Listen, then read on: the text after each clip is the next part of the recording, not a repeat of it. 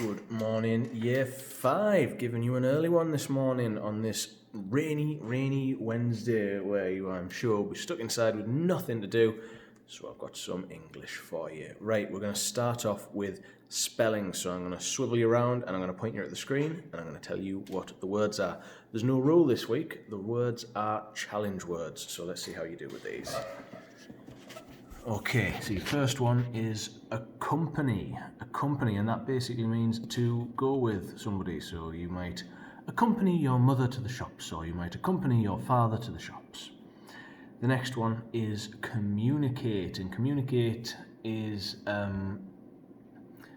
the present tense word for how you get a message across. So it could be how you speak to someone, but you wouldn't communicate only through words. You also communicate through your body language and through your facial expressions.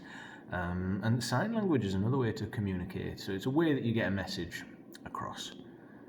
Conscience is the next one. Conscience is an interesting one. Conscience is your moral sense of right and wrong. So if you do something bad, if you do something that hurts somebody, your conscience might tell you, oh, I shouldn't have done that. I don't feel good about what I've just done. The next word is desperate, and desperate has a couple of meanings. You could be in a desperate situation, which is a situation where you feel or show like a sense of hopelessness, like you can't overcome that situation. Or you might be desperate for something. So you might be desperate for some sweets. That means you really want those sweets. Disastrous is the next one, and disastrous essentially means really bad. No prizes for guessing what the root word for disastrous is. It is obviously disaster. So it's derived from disaster. So anything, a disaster is a really bad event that happens, isn't it? So disastrous, that is something that is a terrible event. The next one is interfere, and that means to get involved with. So you may interfere in while someone's working. You might get involved in what they're doing and sort of stick your nose in. You could interfere in a good way. You might see someone being mean to another person. You might interfere and you might go and tell them, stop being mean. The next one is nuisance. A nuisance is sort of another word for an annoyance. It's a thing or a person that is not always, but possibly deliberately getting on someone's nerves, doing something annoying. So if you're trying to work and your dog keeps on jumping up and licking your face, even though you love your dog, that dog is being a bit of a nuisance. The next word is queue. You know what a queue is? That's a line of people waiting for something. At the moment, we all have to queue to go into Tesco and Asda and all the other ones. It's a line of people. You queue up for your lunch every day. Restaurant. You know, if any of you can remember what a restaurant is, a long time since any of us have been to them, but it's a place where we go and we sit and we eat some delicious food prepared for us by a professional chef, hopefully. And the next one is rhythm, and that is a repeating piece of music. I had to Google this just in case Mr. Waywell told me I was wrong. It is a strong, regular, repeated pattern of movement or sound.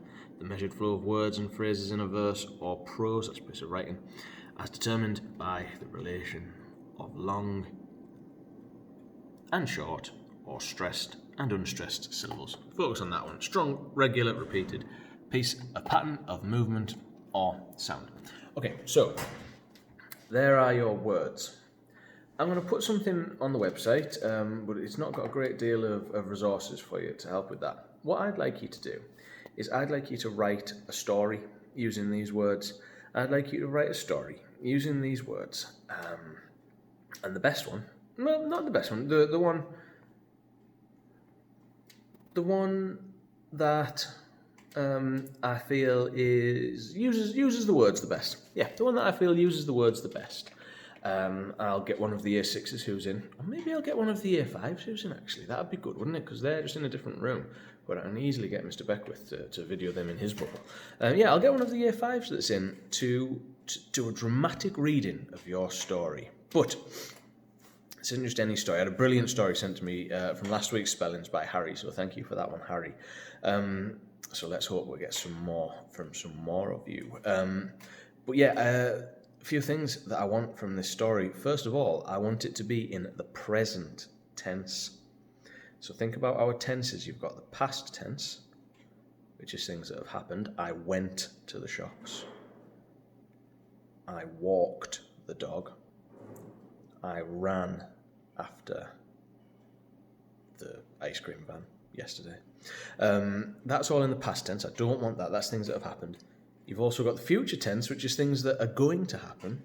I will walk the dog. I am going to drive home. I shall run after the ice cream van. And then you've also got the present tense, which is things that are happening right now. I am sitting down. I am standing up. I am walking over to the whiteboard. I'm forgetting that I didn't pick up a pen. I'm remembering I didn't pick up a pen. I was forgetting a pen. I'm getting the pen out of the elastic band. And I am taking the lid off. That's all present tense. That's things that's happening right now. So I want it to be in the present tense. I also want it to be in the first person.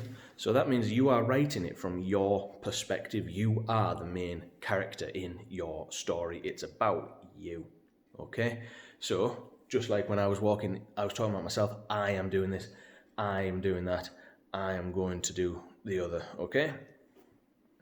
So finally, present tense, first person. That makes it quite tricky. You can look back, you can use some things in the past tense. So you could say, I'm going to get a thingy. I'm going to, early morning, year 5. I am walking to the bus stop, but suddenly I have to stop because I see a dragon. Okay, that hasn't used any of the spelling words, but that's fine. I also want you to think about the cohesion, and that means how well the work flows. Okay. So you might use things like then or after this I will, or that's the future tense. So you can use a bit of everything, but primarily in the present tense. So you might use words like then. Can we see that? Have I tilted the camera right? Yeah. Then. Next. After. Okay, you can think of some of your own words for that. See how you do with that story. See how you go with that story. Like I say, keep it primarily in the present tense, so it's happening as you're telling it. But if you need to talk about something that you will do, that's fine. And if you need to talk about something that has happened in the build-up to get you here, it's fine to use a bit of past tense as well. Okay? Right, lovely. Have a wonderful day. I'll put some maths up soon. Take care. Show me what you got. Send me what you've got. Look after yourselves. Stay safe. Wash your hands. Be good. See you later.